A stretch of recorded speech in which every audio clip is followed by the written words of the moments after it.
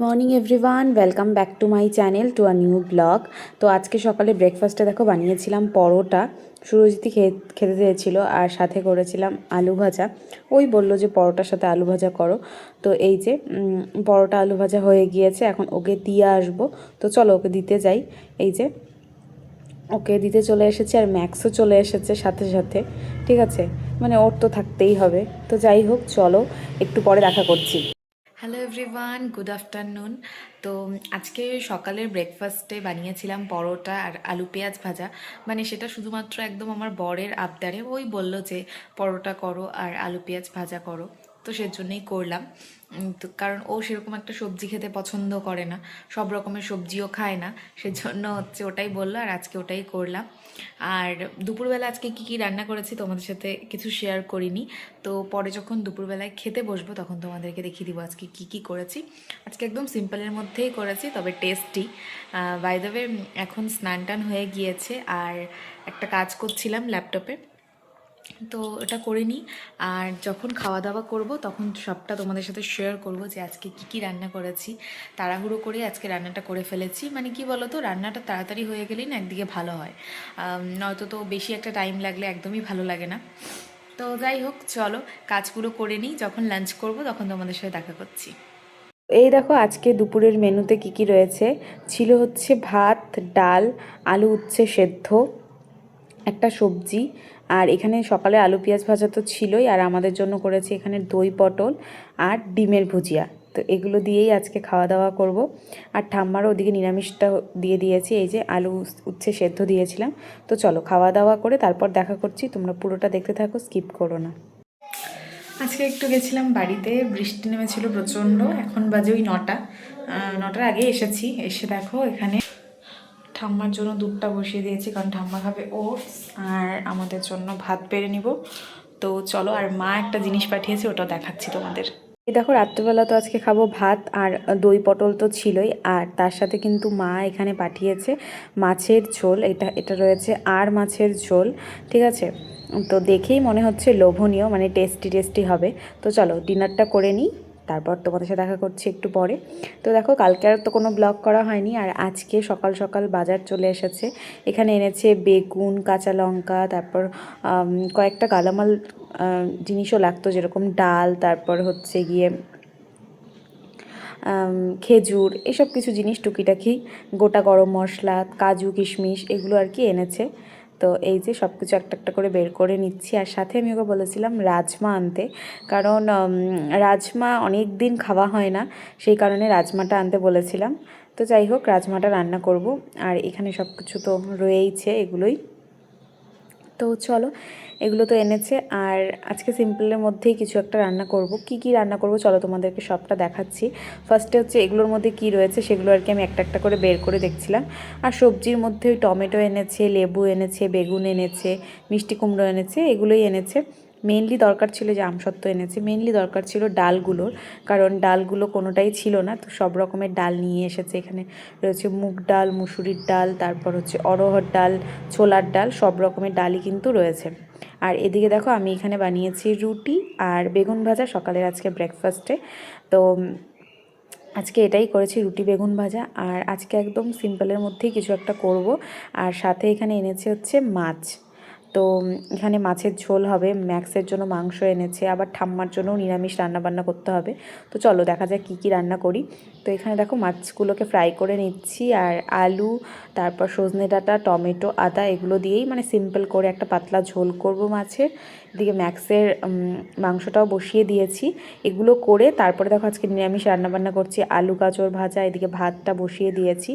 আর পটল ভাজা, বেগুন ভাজা, এগুলো খাওয়ার সময় করব, কারণ এগুলো ঠান্ডা হয়ে গেলে একদমই ভালো লাগে না।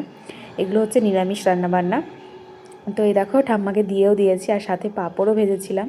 পাঁপড়, বেগুন ভাজা, পটল ভাজা, আলু গাজর ভাজা, আর ঠাম্মার চাটনি আছে, তো এগুলো দিয়েই হয়ে যাবে। আর আমাদের দেখো দুটো মাছ রেখে দিয়েছিলাম, ফ্রাই করে নিচ্ছি। তো চলো, ভালোই লাগবে, কারণ মাছ ভাজা খেতে আমার বেশ ভালোই লাগে, তো নিয়ে নিয়েছি আমরা। তো এই যে মাছ ভাজা, সাথে তো মাছের ঝোল রয়েইছে। তো চলো খাওয়া দাওয়া করে তারপর দেখা করছি। Hello everyone, good morning. আজকে হচ্ছে 26শে মার্চ, বৃহস্পতিবার, আর এখন সময় হয়ে গিয়েছে সকাল 9টার মতন।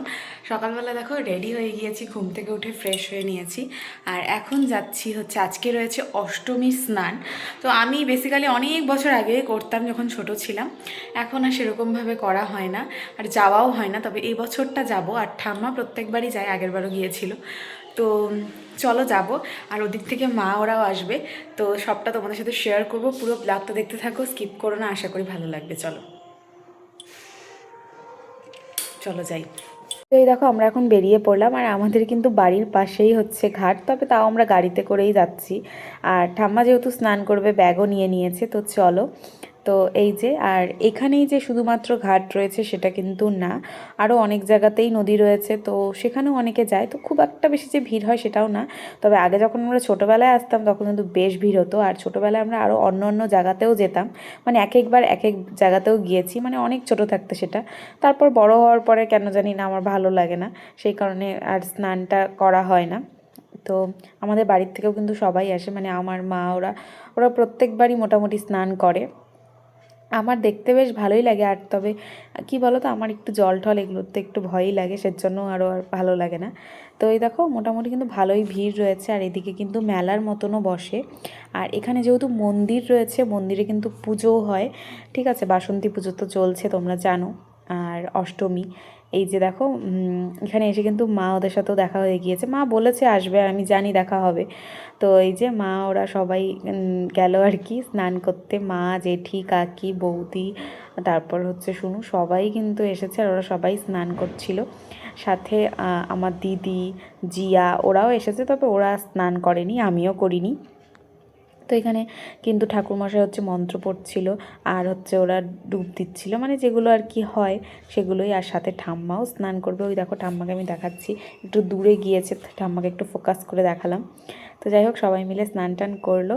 এই যে আমি আর জিয়া এখানে দাঁড়িয়ে দাঁড়িয়ে দেখছি, আর ওদিকে কিন্তু দিদিও রয়েছে, আর সুরজিতও রয়েছে এখানে সামনেই। আর এই দেখো এখানেই কিন্তু মায়ের পুজো হয়। তো অনেকে এখানে পুজোতে মানে পুজো দেখছিল, তো আমি বাইরের থেকেই দেখছিলাম, ভেতরে আর যাইনি, তোমাদেরকেও দেখালাম। আর এখানে দেখো অনেক বড় একটা শিব ঠাকুর রয়েছে, এই দেখো কতটা বড় শিব ঠাকুর, শিব মন্দির।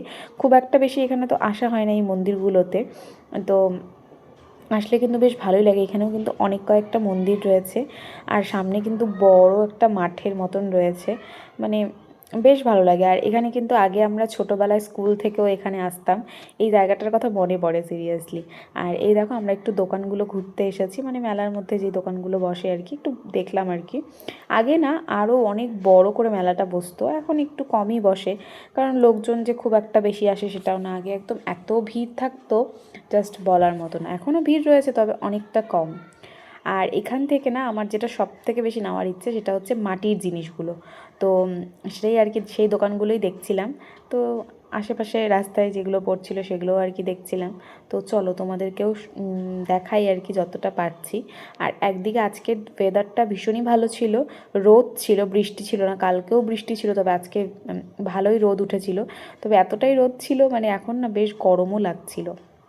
তবে রোদ ওঠাতে একটা জিনিস ভালো হয়েছে যে সবার স্নান করতে সুবিধা হয়েছে। দেখো এই মাটির মানে এই যে জিনিসগুলো, এগুলো কী ভালো লাগে না দেখতে। তো এখান থেকে আমি একটা নিয়েছি, কী নিয়েছি সে তোমাদেরকে পরে গিয়ে দেখাবো। আর স্নান করে কিন্তু এখানে দই চিড়া তারপর গুড় এগুলো দিয়ে হচ্ছে সুন্দর করে মাখিয়ে হচ্ছে, আগে আমরা ছোটোবেলায়ও খেতাম, যদিও আমার খুব একটা মিষ্টি জিনিস পছন্দ না, তবে খেতাম আর কি। তো এখানে কিন্তু সেগুলোই আর কি মা জেঠি ওরা মাখছিল, তো বেশ ভালো হয়েছিল খেতে। তো চলো এখানে সবাই মিলে মজা করলাম, খেলাম, আর একটু পরে হচ্ছে বাড়িতে চলে যাব। আর বাড়ি থেকে তোমাদেরকে দেখাচ্ছি যে আমি কোনটা কিনেছি। তো এই ঘরটাই কিন্তু কিনেছি, দেখো কি সুন্দর না ঘরটা। আর একদম লক্ষ্মী ঠাকুরের পা রয়েছে, সাথে কিন্তু ধানের ছড়াও রয়েছে, তো এটাই নিয়েছিলাম। তো চলো আজকের ব্লগটা এখানে এন্ড করছি। কেমন লাগলো ভিডিওটা অবশ্যই কমেন্ট করে জানিও, আর এরপরে নেক্সট পার্টটা তোমাদের সাথে নেক্সট ব্লগে শেয়ার করবো। ততক্ষণের জন্য টাটা, বাই বাই।